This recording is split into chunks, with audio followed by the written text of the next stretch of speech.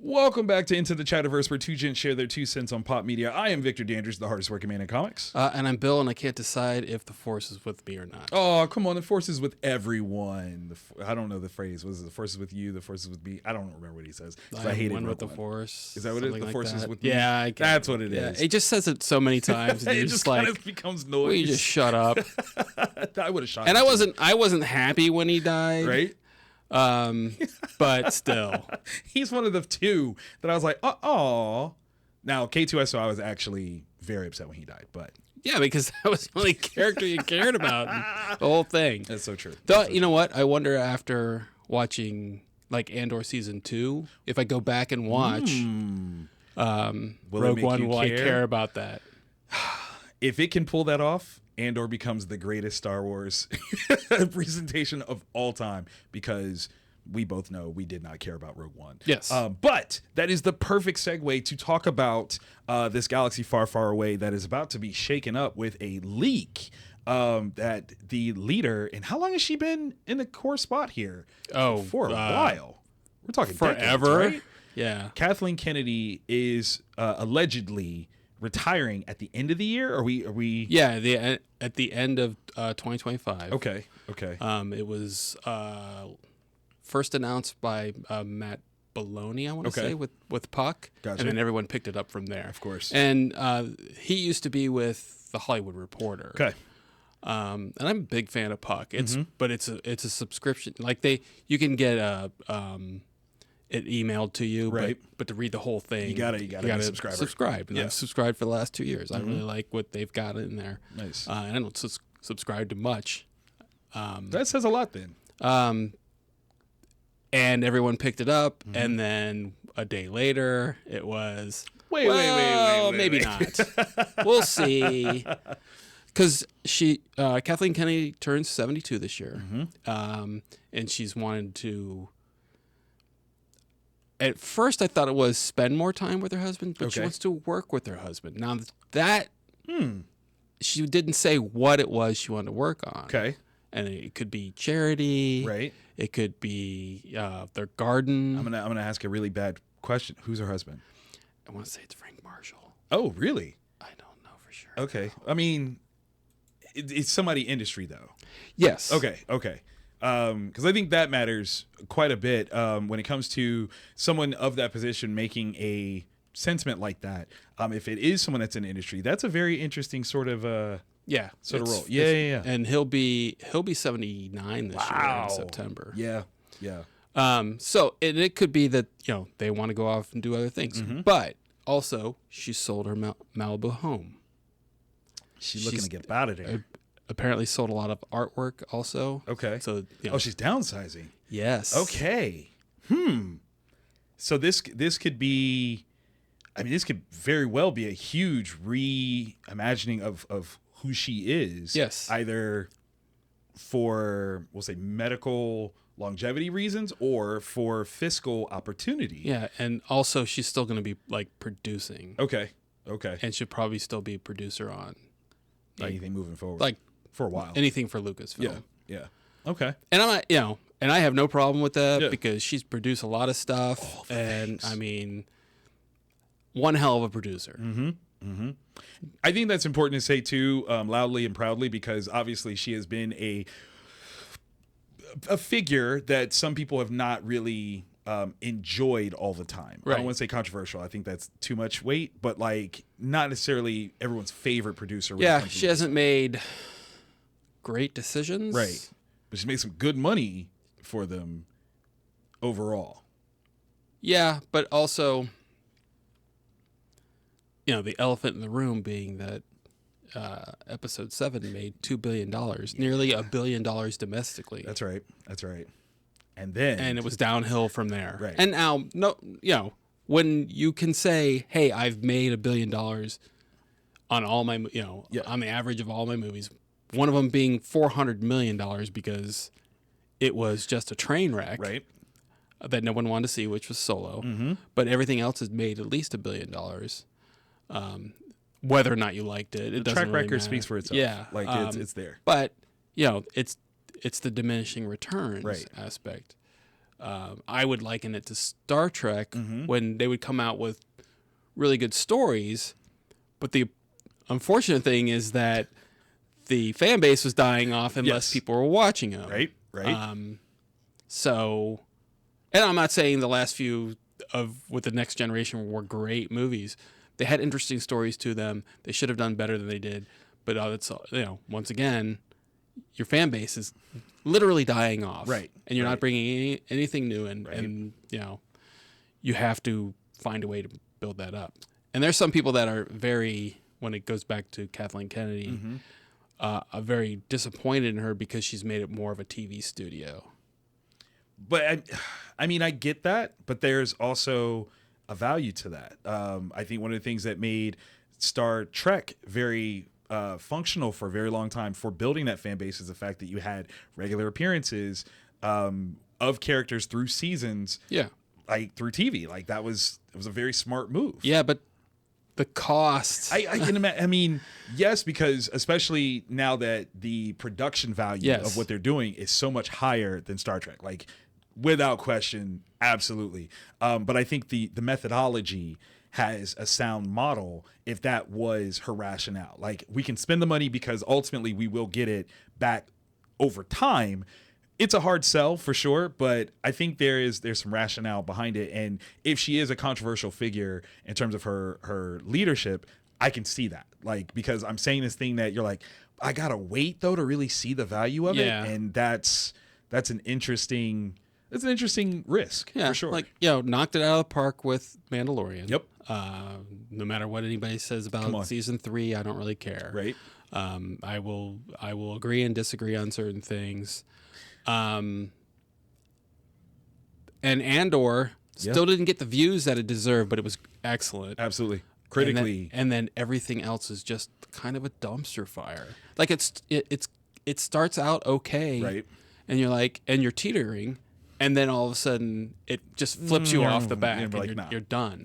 What do you think is the true issue here? Like, if you can start it well, is it that there's not the right people in positions to lead it once you get it started? Like, everyone has a great Star Wars idea, Yeah. but the execution is kind of the problem. It goes back to knowing how to be a producer, Okay. but not knowing how to run a studio. Oh, that is a very specific, industry specific sort of distinction or nuance that I think is important. And I will especially say that in this modern time where we're not as apt to have mentors, I could see that being a failing. So if you want to look at, say, Warner Brothers, Yep. they offered everything to James Gunn. Mm-hmm. James Gunn turned him down. Right. Because he is a creative. Yes. He doesn't know how to run a studio. So with his partner, Peter Safran, Who is more studio. Yes. He's a producer, Right. runs his own studio. Right. Yes. So he does all the other things behind the Right. scenes, and they share everything. That's smart. That's smart. Yeah. So, okay. You did you put something in my head right now, and it is not Star Wars, it's Star Trek. Obviously, 2009, we got J.J. Abrams' relaunch of the Star Trek universe. Yes. With Chris Pine and all those guys. Yep. How far off do you think we are from having another one of those, but for next generation? I think what you're going to get is a reboot altogether. Of all Star Trek? Well, I think I believe that you'll probably get an ending to what's called the Kelvin universe, Okay. which is the Chris Pine Right. Star Trek. I'm hoping we're going to get that fourth movie, they can close it out. Okay. But you don't think that they would continue the Kelvin universe to next gen level? No, I think it's I think that they want to focus in on what they've been building at Paramount Plus. Got you. All right. That was just a fun thought process where it's like, oh, if they did do that, who would we be looking at for these classic next generation revamps. You know, who? But would I also think there would be a lot of backlash. Oh God, yes, there would. If you went, like, oh, we've got a new Jean-Luc Picard. Yes, but I mean, there was backlash when JJ did it, and it shockingly worked. I think to so many the first movie surprise. worked. Yes. The second movie was a train wreck because it's not Khan, it's not Khan, it's not Khan. And guess what? Being It's Khan. And then the third movie was actually a really good story. Yes. But so people were so turned off by the second one that they didn't show up like they should have. Yeah. Yeah. Which I totally agree with. Yeah. And by the way, the biggest movie in all of the Star Trek franchise is that 2009. Is it reboot. really? Yeah. Wow. Okay. All right. I mean, it was a great one. Yeah. I definitely still turn it on to this day. Watch it, love it. I enjoy it, and Yeah, I know, yeah. I'm more of a Star Trek fan than I am a Star Wars fan, Same, and I know same. that I know the failings of the movie, but also I enjoyed it. Yeah. Yeah. Okay. All right. I just want to throw that out there. So with Kathleen leaving though, if there is sort of a vacuum, who are the front runners to kind of move into that position? Obviously, Dave Filoni is a name that I would expect to be thrown out there, but is he tip top? Jon Favreau, is he someone that should be put up there, or someone that we're not even looking at as, like, I mean, as crazy as it might be, Robert Rodriguez, who has run his own studio with Troublemakers and is a great contributor to these different, franchises and things like that, but would have kind of that background. Granted, small in scale, but scalable. Who do you think? Well, I know that Filoni's name's going to be thrown out. Of course. And that would be a huge mistake. I think he's best with animation. Mm-hmm. And if they want to run stories by him, Is he more of James Gunn's position in your? No, opinion? I think he's actually worse than that, to be honest with you, because he's too much of a George Lucas disciple. Got you. And I'm sure everyone's going to throw out Jon Favreau's name too, but he doesn't want that. I didn't think so. He wants to continue to do what he's doing. Right. Now, if they said, "Hey, we want to give you creative control over stuff," he'd be like, "Okay, that's fine." But I still want to be able to make movies and stuff. the stuff that I'm passionate about. Right. That is part of the reason why I would be hesitant to have Robert Rodriguez do it, because I think he also would be. I want to make movies still. Yeah. I want to do this. So. I wouldn't be on board with him. Okay. I would from a standpoint of I know he doesn't spend a lot of money. True. But it also shows that he doesn't spend a lot of money. So many people I've seen say that Kevin Feige doesn't make any sense because it would be a lateral move. Is that a lateral move? Yeah, because you're the head of one studio versus being the head of another studio, and studio to studio, sure, I'll give you that. Yeah. I feel like there is a certain challengeable prestige with taking, like, I don't disagree with that, but yeah. also you have to look at the sheer number of movies he's made with Marvel. True, but I think that's a ton more than what Lucasfilm has done. It is. But I mean, that's part of why I think that's not a bad move, one. And two, I wouldn't call it a lateral, because there's so much of the MCU that he created. And this is him coming into a space where it has not just been your voice. You are truly studio head of how do I manage more of these things happening. I would be happy if he were in charge. I don't think he wants it. Fair. And I think most of that is because he needs to ride his own ship. Okay. Because the last thing you want to do is say, I'm going over here. I'm out, y'all. Bye. And, what are you going to do? It's not my problem. Yeah. I'm out. Got you. Peace out. That would be piss poor. You're absolutely right. I would, and I've been trying to look up people, but I would find someone that works for him. Okay. That's relatively young, right? Like 30s, 40s. Okay. To take over. We got who was it? Nate Moore, who had been working for Marvel Studios for a good minute. was a producer on Black Panther. He was just, I think one of his last production pieces was on Captain America Brave New World. He just left Marvel Studios, and no one is saying why. That would be an interesting one. If there is a measure of, again, a different voice, youthful voice. Yeah. I think Nate would be a very interesting person if that is the reason why he left Marvel Studios, because I've not heard anything as to why he left, just that he left. So that would be interesting if it was to prepare himself under Kathleen Kennedy for this whole year in order to take over that role. That would be very, very interesting. Yeah. I think what I would like to see is that they take someone that, in the logic of Tony Gilroy, Okay. Leave your fandom at the door. Yeah. Because he was never a fan of Star Wars. Right. But, and I'm not even talking about Rogue One because his involvement with that is whatever. It's whatever. But yeah. like Andor. Right. Yeah.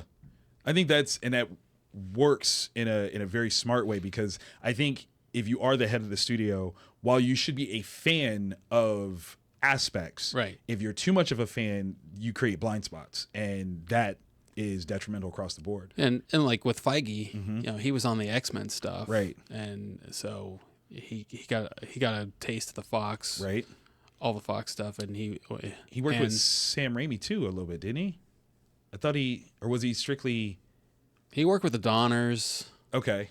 I don't know that he. I thought he had a relationship with Sam Raimi at some point, but it was pre-Spider-Man.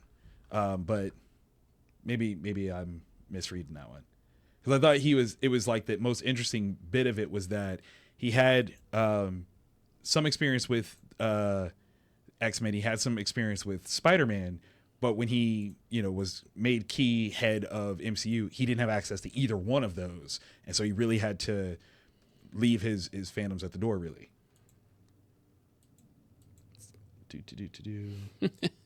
So much Marvel. He was on FF. Okay. He was on Spider-Man 3. Yeah. That's what I was going to say. Yeah. I thought there was something. Spider-Man 2, Spider-Man, yeah. Okay. Yeah, so. All right. I mean, yeah, he's got some. He's worked with Raimi, but yeah, it just. I would like to see someone that knows what it's like to run things, and doesn't, I guess, piss off Rob Liefeld. That's what it is. Is we need someone who won't piss off Rob Liefeld. That would be, yeah. I think I'm going to throw out one just for giggles, and I know I can expect your face, and I'm curious as to what the comment section would be like for it. I'm going to throw this out there just because I think it would be interesting. Not right, but interesting is Kevin Smith. Again, someone who has run their own studio, very small, has a level of fandom about it, but I think can put some aspects of his fandom aside. You were so underselling the level of fandom. Yes, I am. No, it's true. I think it would be funny though. I think he would go and say, "Are you nuts?" No, Kevin, you could do it. Come on. He would just like, there's no way. Come on. I don't know Kevin Smith. Yeah, but I feel like he knows his limitations. All right. Especially at this point in his life. I mean, that's fair. But I mean, in terms of being a studio head, I think that would be a very interesting piece. Not that anyone would expect him to direct or write anything, but for him to go, you know what? I have told some good stories that have built their own interconnected universe. And maybe this was like a model for me. And because I understand that model, I think I can play around with all these different things that seemingly don't connect and then actually do connect. Okay, so I'm going to reference a Disney movie for you. Oh, here we go. Up. Okay, keep going. Squirrel. It's not just one squirrel. No. It's a lot of squirrels. It's everything. It's a lot of... It's everything. Ooh. It is how many different lightsabers can I have? Okay. How many different blasters? How many different spaceships, droids? It would be overwhelming. Okay. That They'd be like, "What's Kevin doing?" Well, he hasn't slept in 3 weeks. 3 weeks. He's just because he can't here. decide which kyber crystal he wants to put in his lightsaber. Wow. Come on. He's getting older. It's a little bit more tempered. No. All right. Now, to get him to direct, yeah, I would give him a show. Okay. Why not? Like a full show, or yeah, I would just give. an I would. episode? Okay. Yeah, I would let him. I would let him. Well, I don't know about. I would let him direct a show. I don't know if I would let him show run. Really? I mean, if he came up with something, Yeah. sure. Like I would. Would I listen to Kevin Smith? Yes, because Kevin Smith have great ideas. Yes. Okay. Do I always agree with his execution? No. Sure. But one thing I can say about Kevin Smith is that he likes what he's doing. Yes. And it shows. He absolutely does. Whether or not I agree with it doesn't matter. Right. He enjoys what he's doing. It's true. All right, so I'm going to go ahead and pitch it out there. Kevin, write the pitch for a Star Wars non-parody but space comedy of those 2 stormtroopers that are working on the rebuilt Death Star, and that whole conversation. Like, actually pitch that as a show. Do it. What's the worst that can happen? They say no, or they say yes. I don't know. But I think that would be fun to kind of see, and especially as we are kind of doing a parallel between Star Wars and Star Trek. Lower Decks, I think that works as a comedy feature for a show or a franchise that is not necessarily known for comedy. I think it's a good place to be. So as they're diversifying, they did the Skeleton Crew for kids, Andor's for the grown-ups. Let's bring in Kevin Smith for some raunch comedy. I think it could work. Sure. Raunch comedy. And on that note, guys, it has been a great episode of Into the Chatterverse. I have been Victor Dandridge, the hardest working man in comics. And I've been Bill, and may the force be with somebody.